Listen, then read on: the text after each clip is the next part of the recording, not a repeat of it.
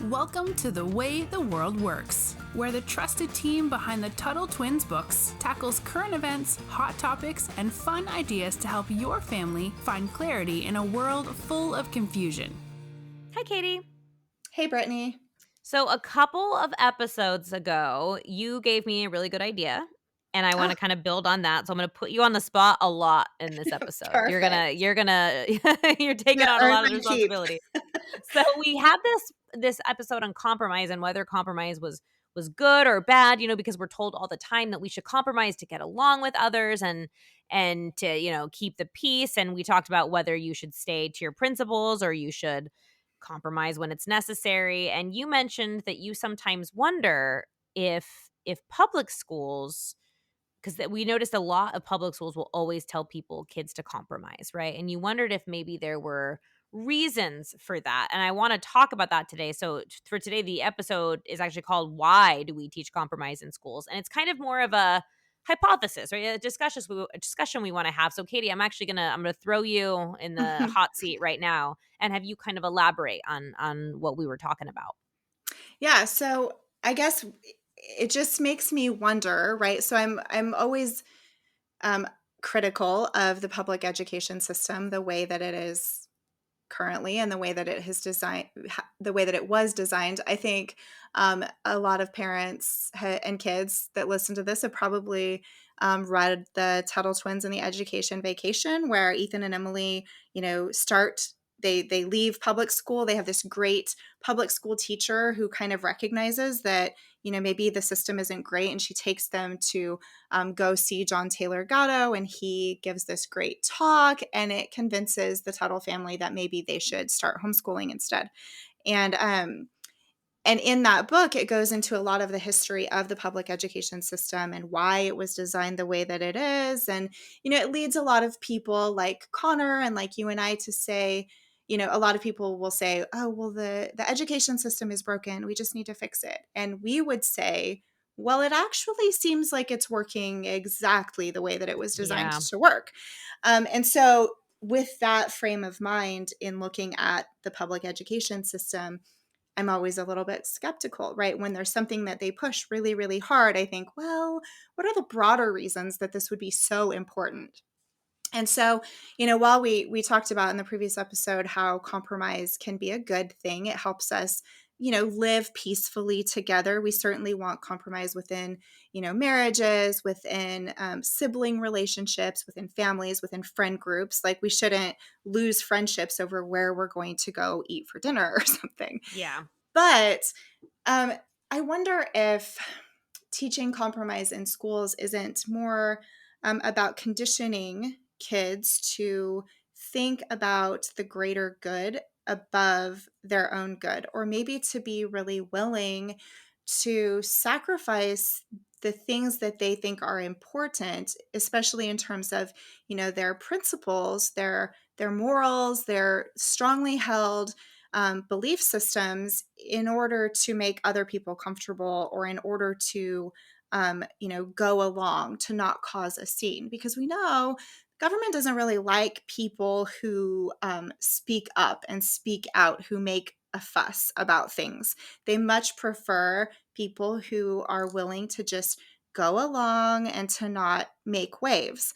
And so, how do you raise entire generations of people that become a population that is much more concerned with not being a problem, with not standing out, with not seeming like they're unwilling to get along or go along?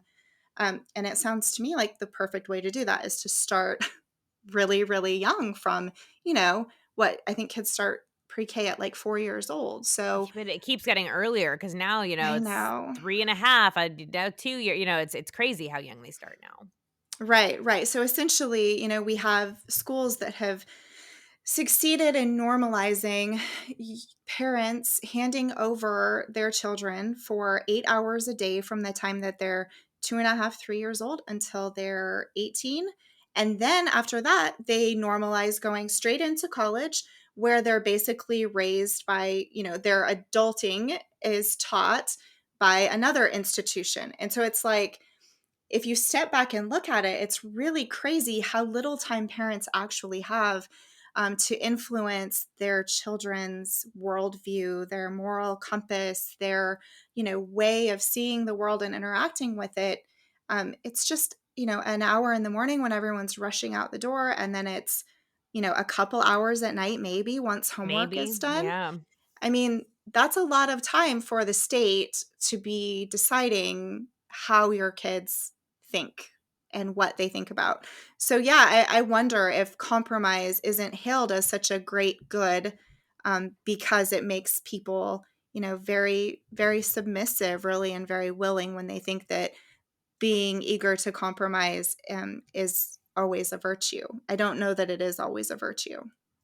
It actually reminds me of when I was a teacher. I worked at a school that was very liberty centric. And, I think sharing is a form of compromise. I think that's fair to say.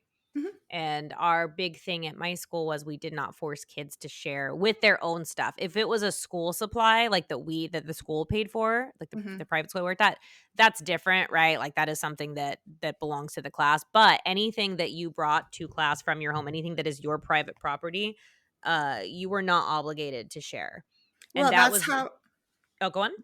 I was just going to say, yeah, that's how we raised our kids. And it was viewed as, kind of, I guess, selfish or Yes. rude by some parents of some kids that our kids played with. But, you know, it's not selfish to value the things that belong to you. And that's the focus on sharing. And I agree with you. Like if it's, communal property, that's like a whole other That's a whole other, discussion. yeah, Yeah, yeah. it's a whole other thing. But when it's something that belongs to you, um, that translates to other things, right? Like private property is very important to freedom and liberty. We have to be able to own property. We have to be able to secure our property. And part of our property is our belongings, and part of our property is our bodies, right? So we have to be able to be owners of ourselves and owners of the things that we've sacrificed our time and our talent and our money and we've purchased and we own. Like that's okay, and it's actually good for kids to know that they own something and that no one can come and just take it or compel them to give that thing to someone else. There's a much broader implication there when we hardwire kids to think, oh, I have to give my things to someone else. Like there's a lot there. Yeah, and there's also one thing that comes to mind too, and that is there are natural consequences. So let's say, because sometimes sharing is like you want to have a friend over, and so you're kind of like, okay, we can share a toy, or you're coming over to play. Mhm. But let's say you do that, and you're the friend that never wants to share at all, but you've invited a friend over, and it gets to the point where it's kind of like, okay, well, why do I want to play with you anymore? Right. There's also the natural consequence of like if you're going to be somebody who doesn't want to share at all, even when maybe others would, you don't have to. It's not your obligation to do that. But that's Right. also not somebody else doesn't have to play with you either, Right. The and so consequences, you're like alone with your big pile of toys because nobody likes you. exactly. And so Well, that's another thing that's also there.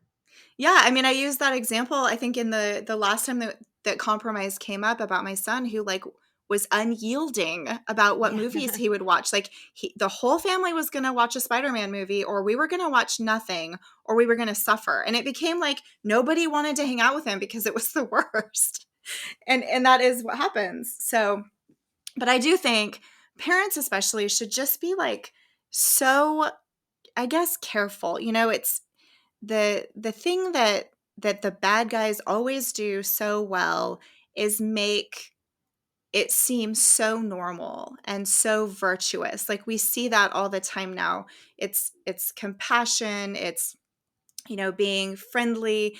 We see this messaging everywhere about like kindness and tolerance, but and I think I just saw Connor talking about this a couple days ago. Like oftentimes the people who are emblazoning that on everything that they own and that it's always coming out of their mouths, they're really unkind and they're really Mm. intolerant to people who aren't exactly the way that they are.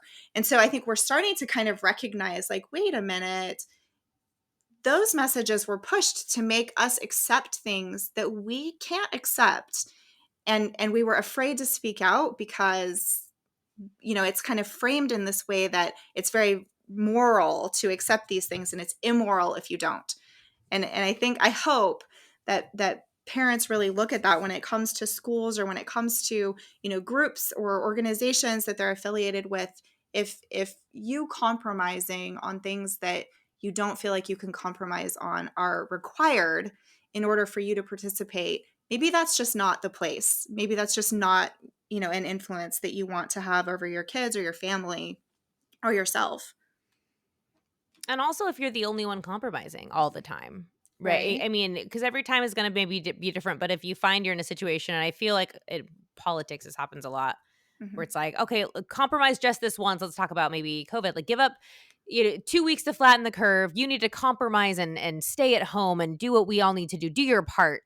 And Mhm. then it gets abused and it happens again and again. And we saw this, Katie, you and I, with the war on terror and stuff Mhm. like that. We need to compromise our rights to stay free. But then it keeps being used against us. And at some point you have to be like, Well, and that's what am kind I of getting where out of this?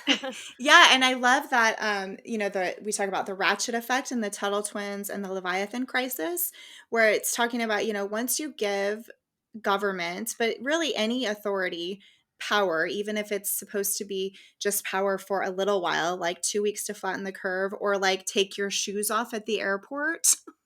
Yeah. Right? And so it's like it never goes back. It never goes back to the way it was before. And that power is always just ready to be ratcheted up from where you accepted it the last time. No, exactly, and you never get it back, and so there is that downside of compromise, and to that end, I think it makes complete sense what you brought up of public schools maybe doing it on. I should not just say public schools, because there are some private schools that are just as bad as public schools, Yes. especially in that regard, because you think of a lot of these elites go to private schools, and there's still Mhm. this same greater good compromise philosophy there. But yeah, I think it all goes down to training people to be good little model citizens Right, and obedient, obedient. submissive. Yep. And that's not what we want. Right. That's not what's gonna help us. But we can wrap it up there unless Katie, you have any closing thoughts? I think just the idea of not I mean, it's fine to compromise on things that help keep the peace in a way that is not forcing anyone to compromise on the things that are the most important to them. Like, I think when we start talking about compromising our values, our deeply held principles, compromising our autonomy, like, those are places that maybe we just shouldn't compromise. No, exactly. Exactly. All right, guys. Well, we'll leave it at that. Please, again, don't forget to like and subscribe to the podcast and share with your friends. And until next time, we will talk to you later. Bye. You've been listening to The Way the World Works. Make sure your family is subscribed and check out TuttleTwins.com for more awesome content.